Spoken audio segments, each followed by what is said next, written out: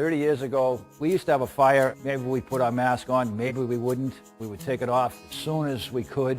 Some of the older guys never even used a face piece or a breathing apparatus. You were salty if you could take the smoke. After a fire, I'd go back to quarters. You'd be coughing up black phlegm. You blow your nose, black. You could smell the fire for days on end every time you took a shower. And then you'd get another fire and the whole process would start over again. As a former Boston firefighter and an occupational medicine doc for the fire department, I realized being a Boston firefighter to me is the best occupation out there. Unfortunately, there's a tremendous amount of health risk. Too many Boston firefighters develop occupation-related cancer because of their exposure in the firehouse and on the fire ground.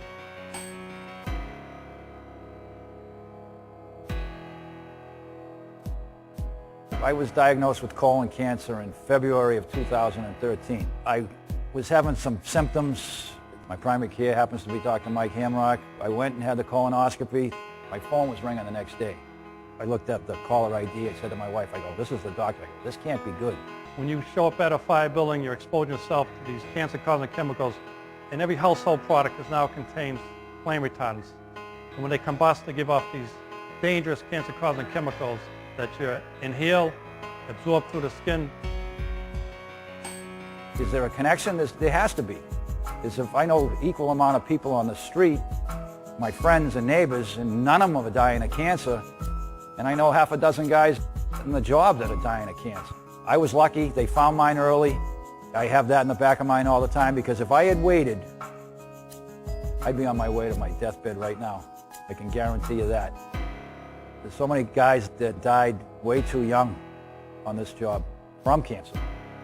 Johnny Fogarty, John Kenny. Frankie Flynn for me. Frankie Flynn. I got hired with him. A real good guy.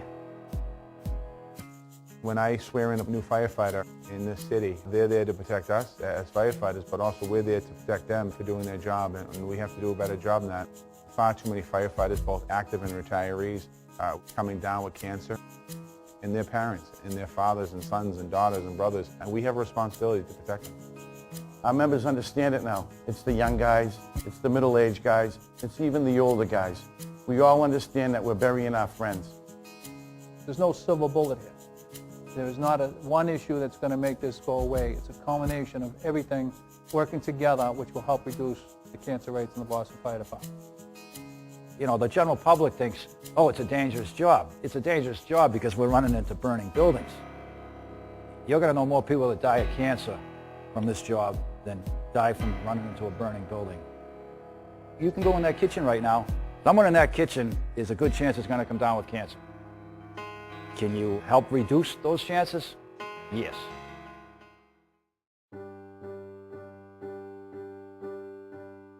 First of all, when a firefighter pulls up to a fire building, they need to take extreme precautions before you enter that building so you don't get cancer on the job.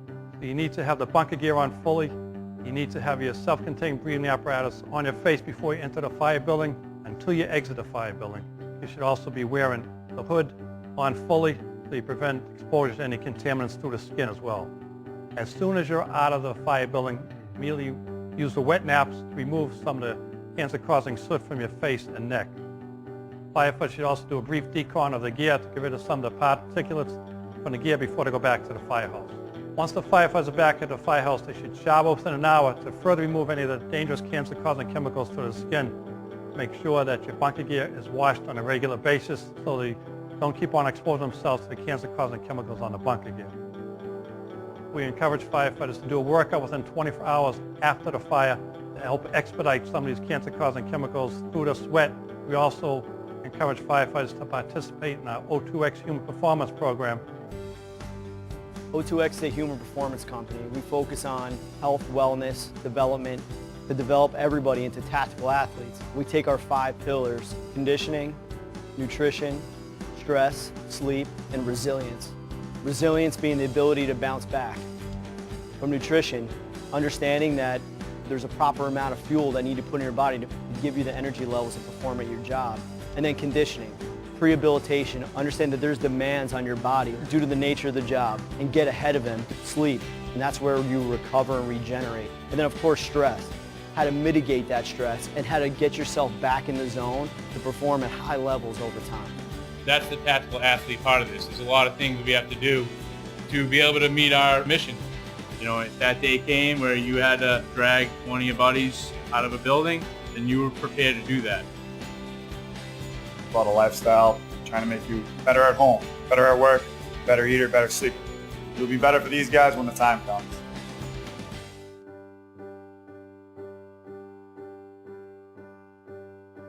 It took a long time to get this relationship together, working with the department, working with Commissioner Finn, working with Mayor Walsh.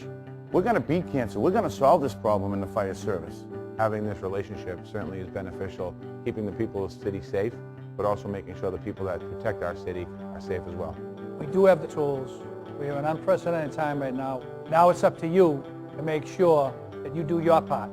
Enjoy what you have right now, respect what you have, do the right thing, because we want you to go home at night, and we want you to retire and enjoy your family and your grandkids. You. No, these young guys, they're all buff. They're all like this. They're all working out all the time. That's the outside of their body. Pay attention to the inside of your body. You know, you live and learn. You know, the job's moving forward in a good way, getting all these young guys on board, eating healthy, their faces are covered, they're taught to clean their gear. I went 20 years without ever washing my fire gear, ever. Dirtier the better. Dirtier the better. You're responsible for that now. When that apparatus backs in, put that on. Put the Plimo vent on. Everything's there. Yeah. It's a matter of us doing it. Yeah. Like, hey, use it. It's there for a reason.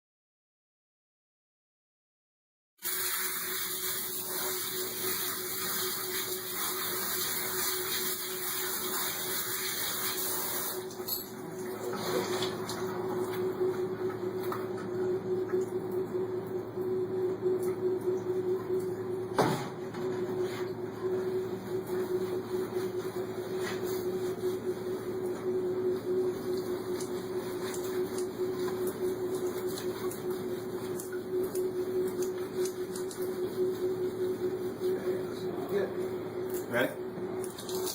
Oh, that's a good one. That's all out of their head. Okay, we're shooting this video today to show the importance of cleaning your hoods on a regular basis. The hoods can collect and build up soot and carcinogens and stuff from all the fires and stuff that we see on a regular basis at the fire department here. And a lot of times it just, we'll send our bunker gear off and have it washed, but sometimes the hood can go kind of unnoticed in the mix and not get washed on a regular basis. But this is showing the importance of that, getting all those toxins and possible carcinogens out of there, so that way it's not hanging around your neck and possibly being absorbed through your skin. One small step to be able to decrease your risk of developing cancer.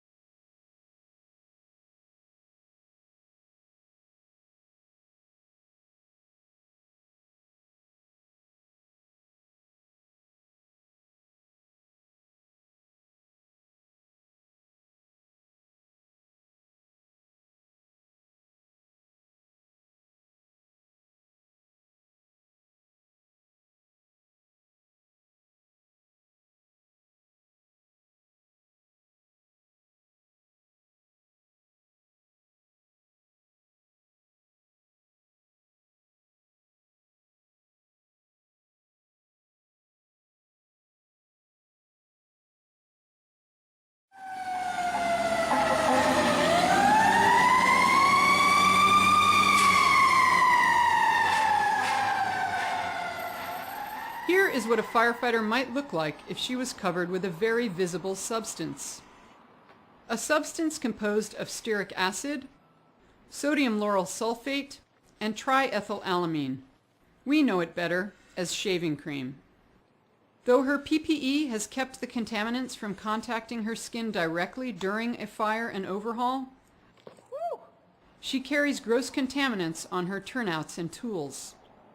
With this very graphic image of contamination, let's see what happens without any gross decon procedures followed.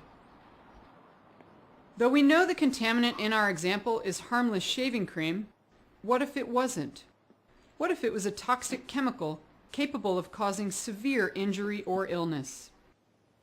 What if the contaminant was asbestos, benzene, arsenic, or toxic flame retardant chemicals that firefighters are exposed to on a regular basis?